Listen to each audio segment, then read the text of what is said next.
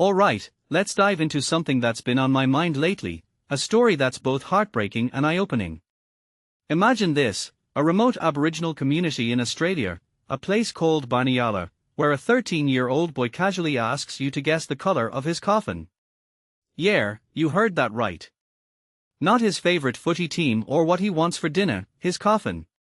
What makes this really interesting is how this simple question reveals so much about the complexities of life in these communities.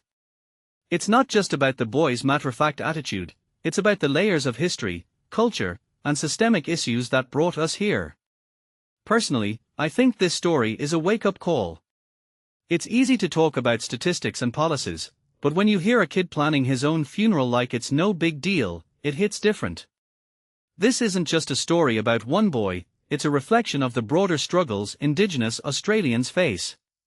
From my perspective, what many people don't realize is how deeply intertwined these issues are: poverty, lack of infrastructure, cultural disconnection, and government neglect. It's not one problem, it's a web of challenges that feed into each other. One thing that immediately stands out is the resilience of this community. Despite everything, this boy is proud of his home, carrying around a sea rights flag that symbolizes his people's fight for recognition.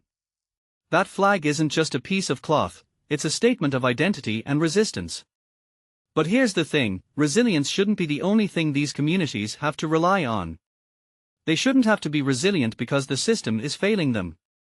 If you take a step back and think about it, the fact that a 13-year-old has to be this resilient is a damning indictment of how we've handled Indigenous affairs. Now, let's talk about the repatriation ceremony in Baniyala. 9 Yulengu ancestors, taken almost a century ago by an anthropologist, were finally laid to rest. This raises a deeper question: how do we right the wrongs of the past? It's not just about returning remains, it's about acknowledging the trauma and systemic injustices that continue to this day. A detail I find fascinating is how this ceremony happened just before the Garma festival, a celebration of Yulengu culture. It's like the community is saying, we're healing, but we're not forgetting. What this really suggests is that cultural pride and systemic struggles can coexist.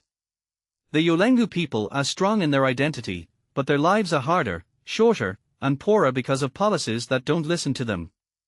Leaders like Yingia Gayular call it a slow genocide, and it's hard to argue with that when you see the gaps in health, wealth, and life expectancy. Closing the Gap, the national initiative to address these disparities, has been a hot topic. But here's the thing, opinions are divided.